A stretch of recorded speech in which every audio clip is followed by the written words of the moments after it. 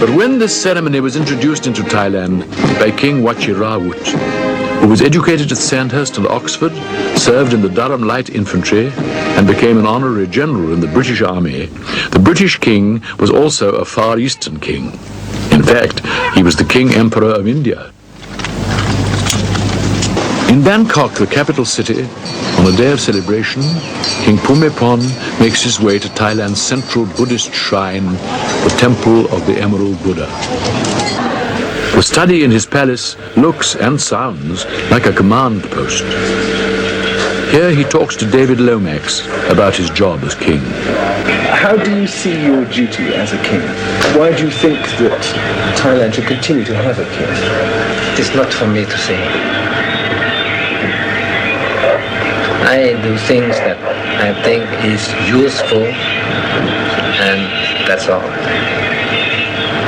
But are you conscious as King of Thailand yourself of being able to do something which you feel wouldn't be possible without a monarchy here? Well, I don't know what can be defined as king. That is the big trouble, because in my position is called, I am called a king. But my duties, if you have noticed, is not the duty of a king. It's something that is quite different or difficult to define. I do things I think that will be useful, and that is all. If you ask me what I had in mind, what the plan I had no plan. Just like I'm today, we are going to have something and we are going to do it. We don't know what the something is, but we are going to do something that is good. That is the plan or the spirit.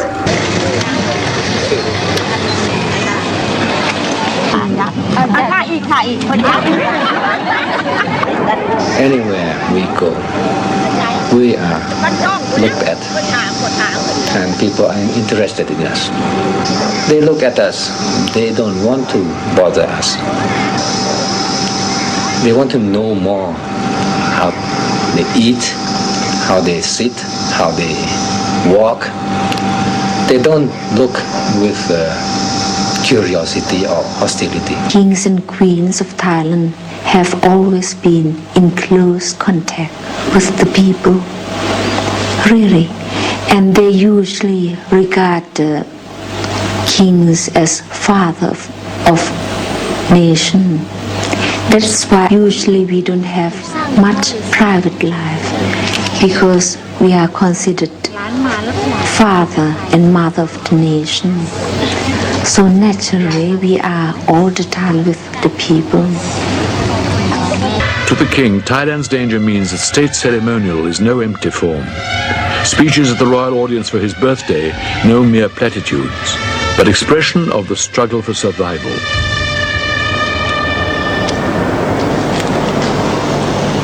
ข้าพระพุทธเจ้าทั้งหลายทราบแก่ใจอยู่โดยตระหนักชัดว่าการที่ประชาราษฎรไทยตลอด Having praised the king's compassion and impartiality, the crown prince calls upon him blessings from Buddha and from the country's protective gods and spirits.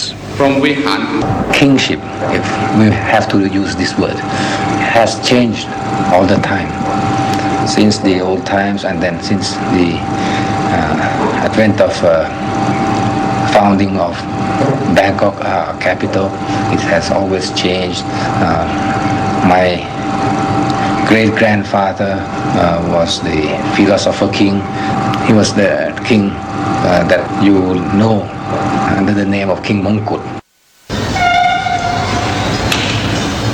The most sacred image of Thailand, the center of the Grand Palace, the Emerald Buddha. The image is actually made of jade and is about 2,000 years old. It was installed here by Rama I, founder of the Chakri dynasty. This ceremony on the coronation anniversary shows more than any other how the king has made ancient court procedure relate to the pressing current needs of the country. The oath of allegiance to the land, taken in the presence of the Buddha. The men gathered here to take the oath as soldiers.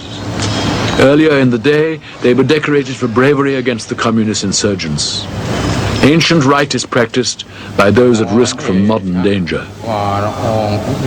This ceremony shows more clearly how the king is indeed the soul of his nation, the center round which army, government and religion cohere.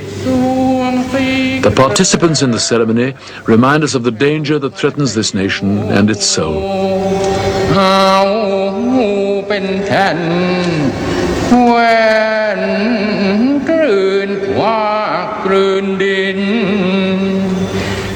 Buddhist rite though it is, there is also the typical Thai admixture of Hinduism. Here the officials are Brahmins, descendants of Hindu immigrants, whose function in the state is to keep alive the Hindu rituals which originally came from India many centuries ago. Brahmin priests, incidentally, do have to pass a novitiate as Buddhist monks. The state sword is dipped in lustral water. It has now been purified. สมาชิกรามาธิบดีว่าตามข้าพเจ้าขอกระทำสัตย์ปฏิญาณสาบานตัวต่อประเทศชาติและประชาชนชาวไทย The oath of allegiance is taken to the land. If at any time I dishonor my pledge, may misfortune fall upon me and plague me forever. An older version of the oath, no longer used, contains a powerful set of possible deaths for those who flout its precepts: lightning and thunderbolts, royal weapons, poison, and the animals of land or water.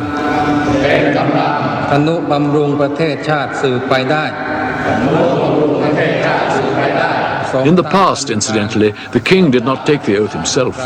His power was godlike. That he now takes the oath is a bowing to modern notions of kingship.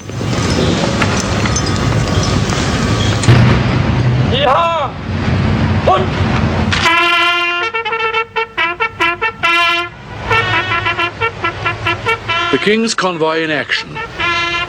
It leaves more or less every day when he's in the regions and covers about 30,000 miles a year. The purpose of these tours is always twofold. On the one hand is the improvement in the people's welfare and the development which the king achieves, and this is certainly significant. On the other hand, there is his presence as king among the villagers. Before his visit, they may feel themselves neglected. In his presence, and after he has gone, they know that they are not.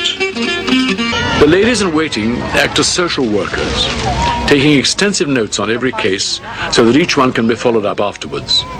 This means typing up every night, and a lot of work when the court has returned to Bangkok. No previous king had ever even visited the northeast. King Bhumibol spent the first 10 years of his reign traveling very thoroughly through every district of the country so that he could see the problems in detail at first hand. This detailed knowledge now forms a base for rapidly expanding work in all kinds of development.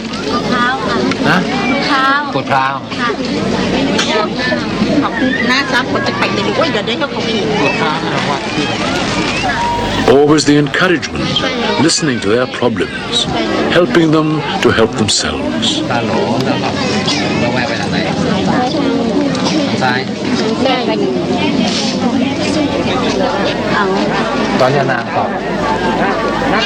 Did they have any particular problem they wanted you to? No problem. They were very happy.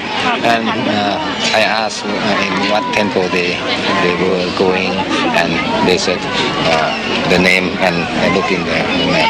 And there is a old temple here, and they did not remember the name. They seem to be very impressed with your geographical knowledge. Oh, because they are very happy when somebody comes and knows about their village. But you go everywhere with this map, I notice. It never, not this particular one, but Yes, there yes, is never a map from your hand. I try to have a map so that I know where I'm going, and they are happy when they know that the official map is the village is on their map.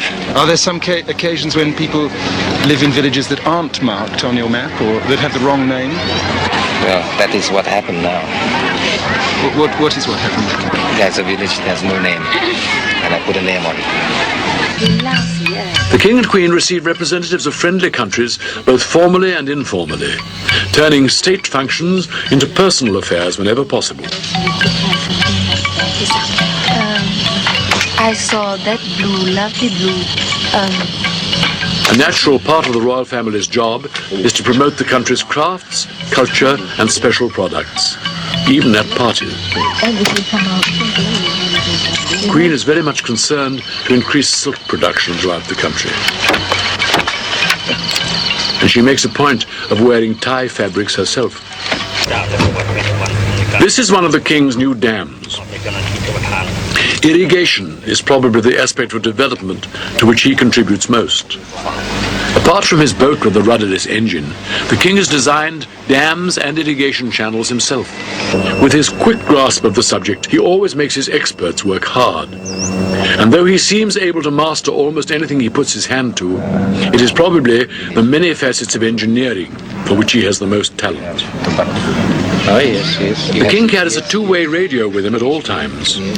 He is said even to sleep with it. This means that he's the first to hear of any crisis. But he seems oblivious to everything as he concentrates on the job in hand. And helped by this water. An army camp. These soldiers have been waiting all day for the King's arrival. That is often the case, but the Thais do not mind waiting. It is still such an honor to see the King.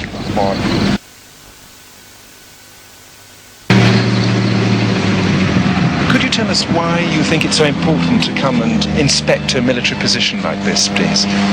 They have an important task to do is to keep the area safe, their territory safe, and in fact to help the people, because the people in this area is very, very poor, so poor. This is the place where it is called so-called liberated area, one of the liberated area. It isn't red anymore, but still the fact is the people are very poor still. So the soldier here helps to give them advice on how to grow their crops and how to look after their children. They are loved everywhere, the soldiers, I mean, because they don't fight with arms only, because they have been looking after the welfare of the people most. In fact, they have won the heart of the people. I think that is the right way to fight the insurgents. After the day's visible work and activities are over, the King can spend 4, 5 or even 6 hours alone in his study at night, surrounded by teleprinters, radio sets tuned into police or army frequencies and other communication devices. He debriefs himself on the day and plans tomorrow's trip. Could you explain what you're doing with his maps, please? If I see something, you see circles there, places that can be developed, and you can see a place there with a red thing there. It's a kind of for damming and for making a small reservoir. And then when there are the engineers, the irrigation engineer, I can ask them if it is practical to do that. And sometimes they go and then inspect the place and can have a survey on the spot. Why do you have all these radio sets everywhere, all these receivers, transmitters, telexes? What are they all for? Well, communication. I think that you should know that radio is for communication. I don't have television here. I've heard people say that this is your personal intelligence network. I wouldn't say intelligence, but sometimes it is very, very useful. Sometimes when you know about the news of some disaster hitting somewhere, you can help them very, very quickly, and that speed is the most important factor. So that I get the news by the telex or by the radio. Most of the what you hear here doesn't concern me. It's sometimes there is a murder somewhere. Sometimes I can have some news of they have caught a caravan of heroin or something like that. It is better than to listen to the broadcast or other things. When you sit here by yourself for several hours every evening, looking at your maps and listening to the radios, is that because you are a lonely man or because you need to have some time by yourself after all the public side of your life outside? That is a question that can be answered in many ways. I'm not lonely, and I have work to do, so I have to do the work. The way of doing work is to have some concentration, that is some peace, and then one can think more clearly. It is a way of preparing myself to be able to do whatever circumstances will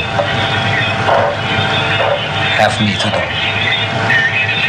I gather information by listening. I gather information by looking at the maps or at reading or thinking. And then when time comes, I have the material in my head. Standing under the portraits of her predecessors, whom protocol did not allow to work as she does, Her Majesty was presented with the Ceres Medal of the Food and Agricultural Organization of the United Nations. My husband and I are not content with only visiting or doing the conventional things. We must try to do something better than that. We must try to help the government to promote the welfare of the people, because we are underdeveloped country. So the task of mere visiting the people as a conventional duty of head of state is nonsense. If we cannot participate in helping alleviate the misery of the people, then we consider it a failure to be a head of state. The royal family use helicopters to visit the more isolated parts of Thailand.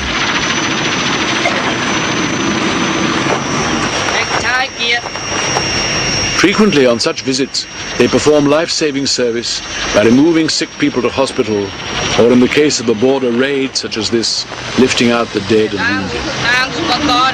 The king's work among the peasants takes him closer and closer to sharp personal danger. One of the king's many hobbies is firearms, and amongst other things, he has designed a gun mounting for helicopters. Is the time coming when he will have to put this knowledge to practical use? More or less every male Thai, kings included, becomes a monk for a short time in early manhood. A standard length of stay is 3 months during the rainy season between June and October, which is a kind of Buddhist Lent. On his entrance into the order, the king spoke to the nation and said, From the training which I have received, as well as out of my own personal belief, it is my view that Buddhism, which is our national religion, is one of the great religions of the world. Buddhism teaches men to achieve good conduct and is rich in veritable precepts which are logical, highly impressive and inspiring. When a king is a monk, he is not obliged to beg his food from commoners. But King Bhumibol waived this rule and went out into the streets just like any other monk. Usually my husband would come in earlier than I would and meditate, really meditate, because he could control his breathing and he could really concentrate. But I cannot concentrate and meditate yet. I'm learning. I only pray. But my husband said it's all right. That is the same thing as meditating. How do you both reconcile your faith in Buddhism with its emphasis on not taking life, no bloodshed, with your role as head of the armed forces of an army and its campaign at the moment? This is a problem. This is a problem, but when a soldier holds a gun, this gun should be intended to shoot. And shoot what? Shoot an enemy. That is a living being. But if he holds that gun with the intention of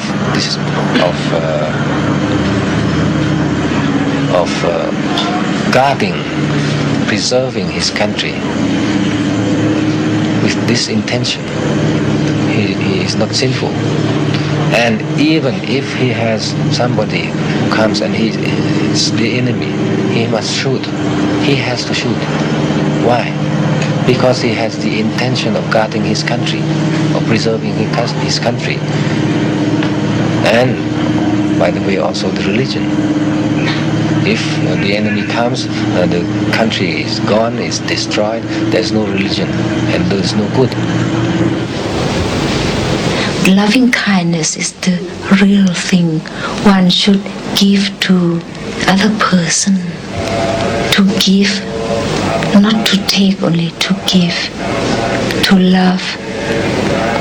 So that's the reason my husband and I can work year after year, day after day, without being ill.